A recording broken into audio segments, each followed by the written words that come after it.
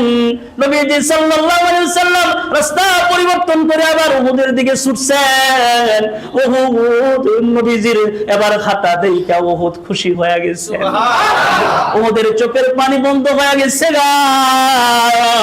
নবীজি সাল্লাল্লাহু আলাইহি ওয়াসাল্লাম এবার সফর ক্লান্ত শেষ কইরা সাহাবীদেরকে বলছে, ও সাহাবায়ে কেরাম তোমরা শুনে নাও, তোমরা শুনে নাও, ও সাহাবায়ে কেরাম তোমরা শুনো নাও, শুনে নাও, ইউহিব্বুনি ওয়া ইউহিব্বুহুম।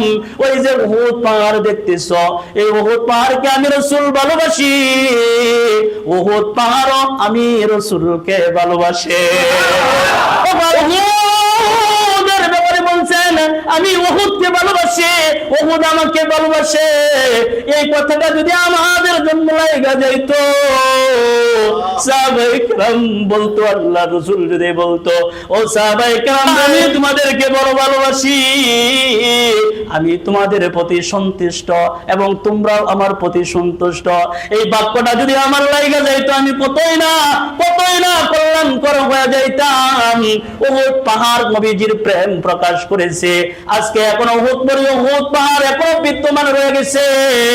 হাজিরা গেলে উহুদ তাকায়া দেখে, এই উহুদের দিকে তাকায়া প্রেম যদি প্রকাশ করতে পারেন, আমার রাসূলের সাথে আপনার প্রেম প্রকাশ হয়ে যাবে।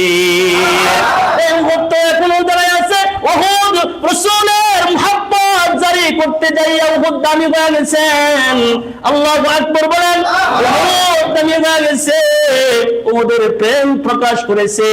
আপনি আমিও যদি নবীর প্রেম প্রকাশ করতে পারি, আমরাও এই দুনিয়াতে দামি হয়ে যাব। আমরা এই দুনিয়ার ভিতরে আল্লাহর একজন খাঁটি বান্দা হয়ে যাব।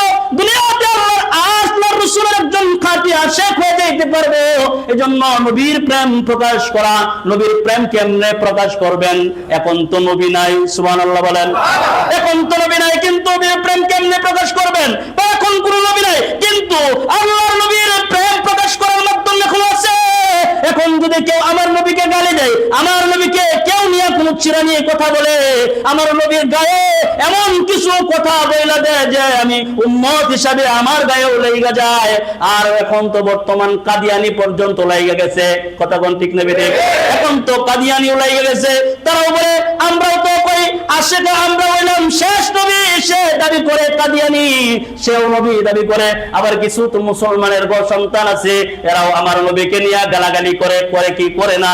আমার নবীকে নিয়ে গালাগালি করে, কই তুমি নবীর প্রেম আশিক, তুমি কেমনে নবীর প্রেম প্রকাশ করবা?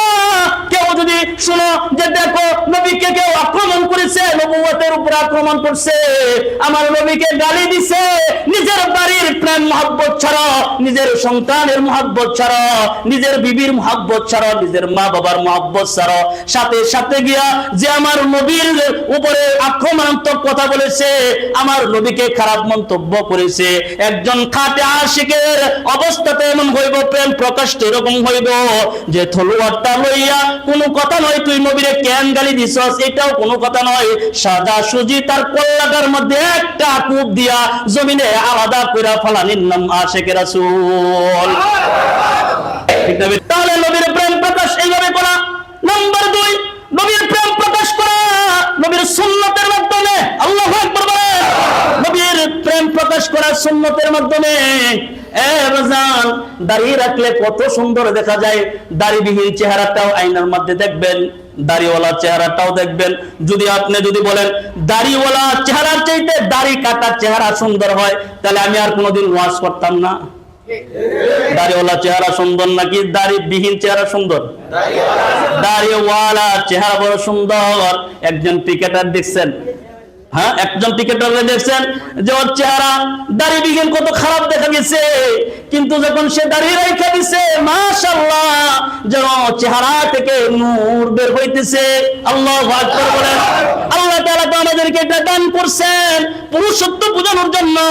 বাজান, সবাই যদি দাড়ি কাইটা মহিলার মতো হয়ে যায়, তাহলে পুরুষ আর মহিলা বুঝবো কেমনে? ঠিক না বেটি? এরকম কিছু মুরব্বী বাবারা আছে আমার, যে আসলে বুড়া হয়ে গেছে, এটা কি মুসলমান নাকি হিন্দু আমি বুঝি না, আছে না নাই? মুসলমান নাকি হিন্দু? আমি আসলে আমি একদিন স্মরণে তার সালাম দিয়েছিলাম, জিজ্ঞেস করছি এটা কেডা? কয়টা মুসলমান। আমি কই বুড়া হয়ে গেছে গা, এখনো দাড়ি রাখে নাই, দাড়িবিহীন হয়ে গেছে। কই যে হিন্দুদের ঠাকুর দেখলে যেরকম, অথচ মুসলমান বুড়া বয়সে দাড়ি না রেখে ঠাকুরের মতন দেখা যায়। ঠিক না ঠিক? তাহলে নবীর প্রেম প্রকাশ করা শুধু দাড়ির মাধ্যমে না, আল্লাহু আকবার বলে রাসূলের সুন্নাত আমলের মাধ্যমে। নবীর একটা সুন্নাত তার জিন্দেগীর হায়াত থেকে সে ছাড়বে না, আল্লাহু আকবার বলে। নবীর একটা সুন্নাত তার জিন্দেগি থেকে সে ছাড়বে না, এটা আমার নবীর সুন্নাত। এজন্যই তো বলছিলাম আলহামদুলিল্লাহ বলছে, জাযাকাল্লাহ বলছে, তো নবীর সুন্নাত আদায় হয়ে গেছে, নবীজি তার ঘরের মধ্যে প্রবেশ কইরা গেছে। আর একটু জোরে বলেন সুবহানাল্লাহ। আরে নবীর, এটাই তো নবীর আশিক। এই জন্যই তো আল্লাহ তাআলা বলেন, কুল ইন কুনতুম তুহিব্বুনাল্লাহ